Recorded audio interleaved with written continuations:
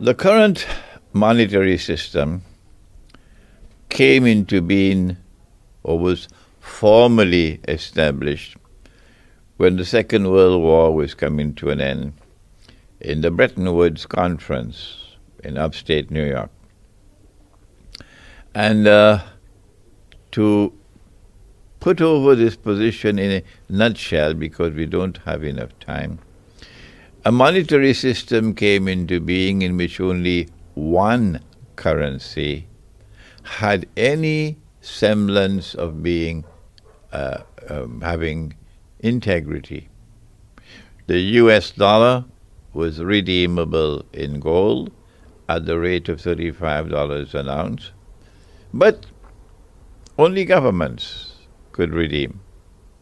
But the market is using it. And so this is something remarkably bogus. This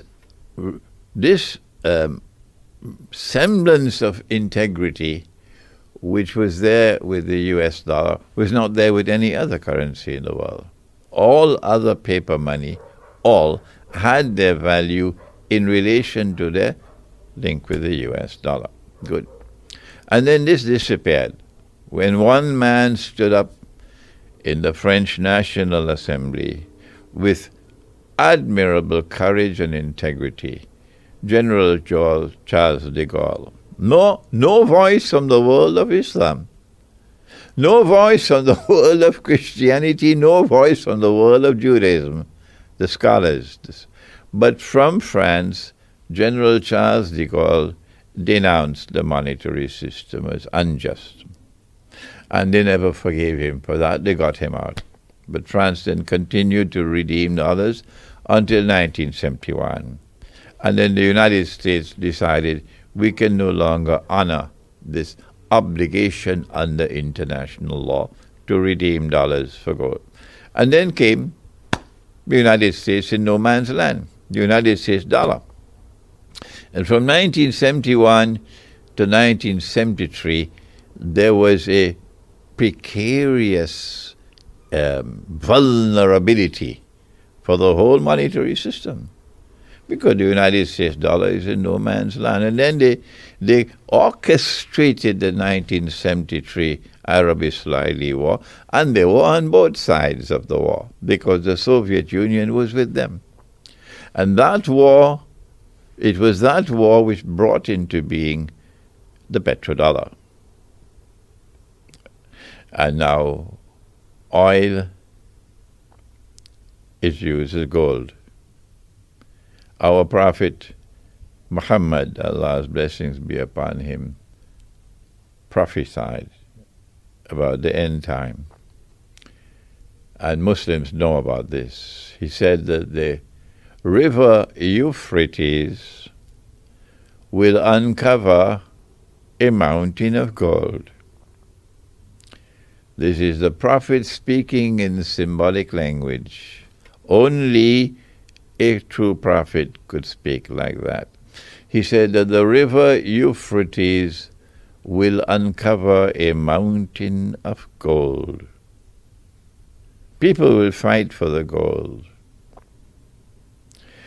And 99 out of every 100 who fight for that gold will be killed. But the believers in the one God must not touch that gold. There is one methodology of the Salafi which produced Daesh that we cannot but understand this as other than literally. And so they're waiting for a mountain of the metal to come out from underneath the river. And we say, well, find a comfortable sofa. You got a long wait ahead of you. We understand it differently. We interpret the religious symbolism. And we say that this prophecy was fulfilled in 1974, when the United States succeeded in making a deal with Saudi Arabia that oil will be sold for only US dollars. Even if you have gold, you cannot buy oil. You got to change your gold into US dollars, and then you can buy the oil. And that's when the US dollar became a petrodollar. And now we are living in the age of a petrodollar monetary system. With the gold, you had to be careful that if you don't have enough paper to match the gold, the bank can burst. But that's what happened in the Vietnam War. They were printing more paper than they had gold, and that Jazzy Girl saw that. But now with the petrodollar monetary system, the sky is the limit. You can print as much as you want. But they've gone beyond that, because printing costs paper, money. You need to buy the paper, you need to buy the ink, you need to have the machines, you need to have the security vans, you need the guards. There's an easier way to do it.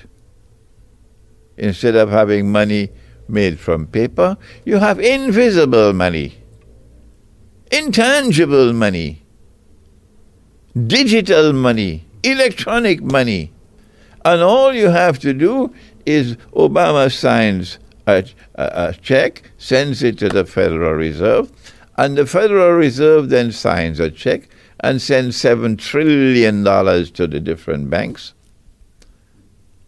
And there you are. You made so much more money now out of thin air.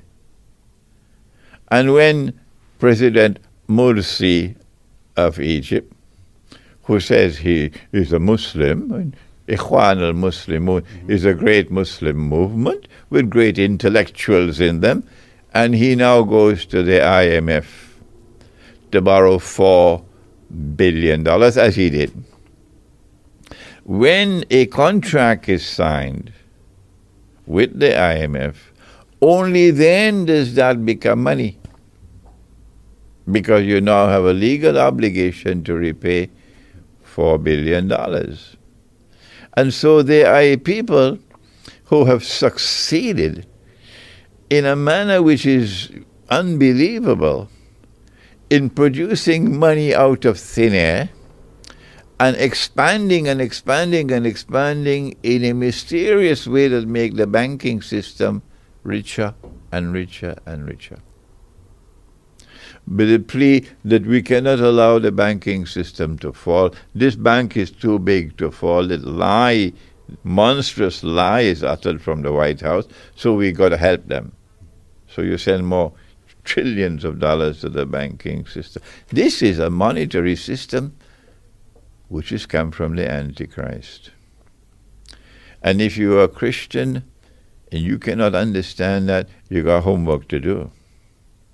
I ask the Christian, who is my brother? Because we are the only two people on the face of the earth who believe that Jesus will return. Nobody else believes that. Only the Muslim and the Christian. So I ask the Christian, when Jesus comes back, will he use USD or will he use euros? Have you asked yourself that question? And you're a Christian? Huh? Or will he use Pakistani rupees or Bangladeshi taka? Huh? If you have more than peanuts in your head, you will know that Jesus will not touch this bogus money. And that Jesus will only use gold and silver coins as money that the Lord God produced. You think Islamic banking will use gold and silver coins? Oh, come on. Islamic banking will never use gold and silver coins. No. Because Islamic banking was created by them to further validate their monetary system, because Islamic banking is comfortable with paper money. And Islamic banking will be even more comfortable tomorrow when there is no more paper money. And they welcome the new cashless world of invisible money, electronic money, digital money. This is my first response to this curious creature called Islamic banking. Don't come to me and tell me, well, the Islamic banking is trying to remove money being lent on interest and all that garbage, because they're not doing that.